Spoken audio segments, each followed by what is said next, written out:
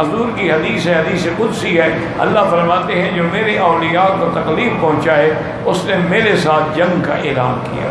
تو اللہ سے جنگ کر کے کون جیت سکتا؟ اچھا یہ اتنے کہتے ہیں کہ تبلیغی جماعت والے جو اللہ کے دین کے لیے نکلتے ہیں بہت بڑی بات ہے، اور یہی اصل میں تو یعنی انبیاء کا وظیفہ ہی تبلیغ ہے کہ اللہ نے انبیاء کو کیا فرمایا کہ یا ایھا الرسول بلغ ما انزل الیک من ربک، آپ پہنچائیں جو آپ کے رب کی طرف سے آپ کو ملا۔ اسی طرح حضور پاک نے بھی فرمایا کہ بلغوا عنی ولو آیۃ، اگر تم کو ایک آیت کا ترجمہ آتا ہے، ایک حدیث کا ترجمہ آتا ہے، آگے پہنچاؤ لوگ۔ اور اسی طرح حضور نے حکم دیا فلیبلغ الشاہد الغائب، کہ آج جو میرے سامنے خطبے میں موجود ہو ان لوگوں کو میرا خطبہ پہنچاؤ جو غائب ہیں۔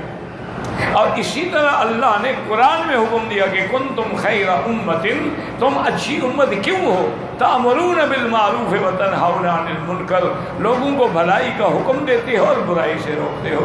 تو اس لیے اس میں کوئی شبہ ہے کہ یہ اپنا گھر، اپنا مال، اپنا وقت، اپنا ٹائم سب کچھ قربان کر کے باقی اپنے بھائیوں کی ہدایت کے لیے گلی گلی کوچا کوچا اپنے خرچ سے اپنے پیسوں سے سفر کرتے ہیں، جاتے ہیں، کوئی معمولی بات تو نہیں۔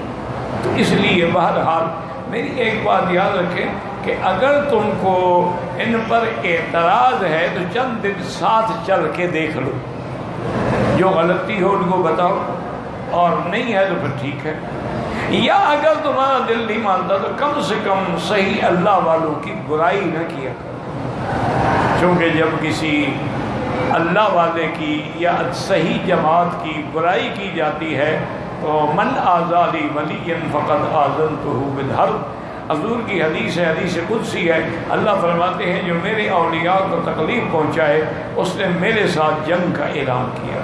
تو اللہ سے جنگ کر کے کون جیت سکتا؟ اچھا یہ اتنے محنتی لوگ ہیں، مجھے یاد ہے میں لندن میں گیا تو وہاں ایک علاقہ ہے، پتہ نہیں یاد، بلیک پول، سمندر کا کنارہ ہے اور بڑا ہی خوبصورت علاقہ ہے۔ وہاں ہم جا رہے تھے تو میرے ساتھ موسیٰ بھائی جو میری گاڑی چلا رہے تھے، بڑے اللہ والے آدمی ہیں، انہوں نے کہا جی کہ یہاں کا وہ واقعہ ہے کہ کچھ تبلیغی جماعت کے لوگ آئے۔ اچھا وہاں آپ کو پتہ ہے کہ یورپ میں تو سردی جو ہے وہ صفر کے نیچے ہوتی ہے، تو جب شام ہونے لگی، اچھا ان کا طریقہ یہ ہے کہ یہ بیچارے مسجدوں میں جا کے ٹھہرتے ہیں، اس علاقے میں کوئی مسجد تھی نہیں، کہاں جائیں؟ کہتے ہیں کہ بڑے پریشان ہوئے کہ بھی اب کیا کریں، تو سیدھے وہاں گئے، جو ان کا گرجا تھا وہاں گئے، اور وہاں جو ان کا پادری تھا اس کو ملے اور ان سے کہا کہ بھئی ہم مسافر ہیں اور ہمارے پاس کوئی ٹھکانہ نہیں ہے، ہم نے صرف رات گزارنی ہے،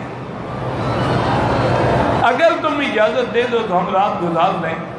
اس نے کہا مجھے پتہ ہے تم تبلیغی جماعت کے لوگ ہو، لیکن ایک بات ہے، میں اس شرط پہ اجازت دیتا ہوں کہ تم یہاں رہتے ہوئے کوئی تبلیغ نہیں کرو گے، کوئی تقریر نہیں کرو گے، کوئی کتاب نہیں پڑھو گے، کوئی ایک دوسرے کو نصیحت نہیں کرو گے، خاموشی سے اپنی رات گزارو۔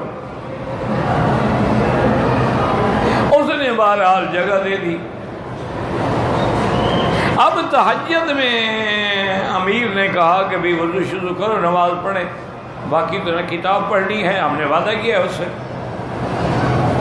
اور نماز پڑھنے کے بعد امیر صاحب نے سب سے کہا کہ رو رو کے اللہ سے دعا مانگو کہ یا اللہ اس بندے نے کافر ہو کر ہم مسلمانوں کے لیے مندر کا اپنے گرجے کا دروازہ کھولا ہے، آپ تو قادر ہیں اس کے سینے کا دروازہ بھی اسلام کے لیے کھول دیں اور اس کو جہنم سے بچا لیں۔ اور رو رو کے وہ چھپ کے دیکھتا رہا اور سنتا۔ صبح کی جب نماز ہوئی تو اس نے کہا کہ دیکھو یہ کچن ہے، اس میں ہر چیز موجود ہے، اپنے شوق سے اپنے منشے سے ناشتہ بنائے، اب میں آپ کو نہیں نکالتا، کتنے دن آپ نے یہاں رہنے کا پروگرام؟ انہوں نے کہا 3 دن، 3 دن یہاں رہو۔ انہوں نے کہا پھر ہم تو باہر جائیں گے گشت کو، انہوں نے کہا باہر جا کے جو مرضی ہے کرو، یہاں کوئی تقریر نہیں کرتی۔ انہوں نے کہا ٹھیک ہے۔ بہرحال 3 دن کے بعد وہ وہاں سے اجازت لے کے چل پڑے، اور جب وہ جانے لگے تو وہ پادری آ کے امیر کے گلے لگا اور رو رو رو کے کہا کہ بات کیا ہے؟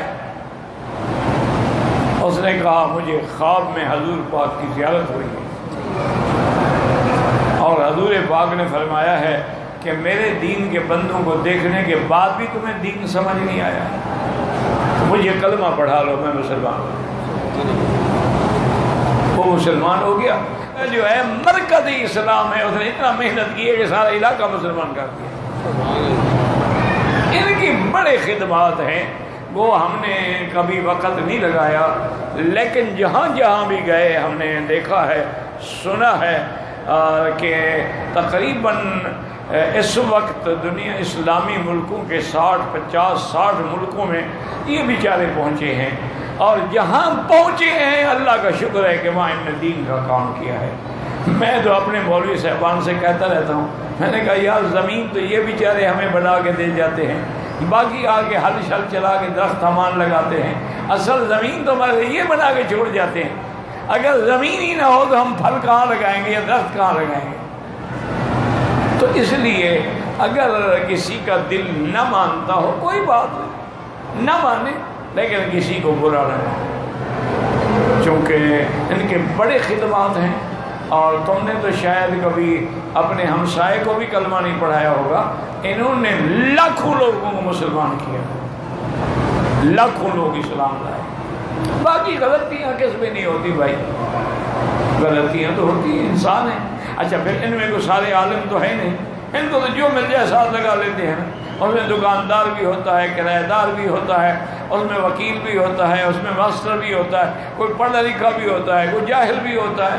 تو اس لیے غلطیوں پہ نظر نہ ڈالو، اچھائیوں پر نظر ڈالو۔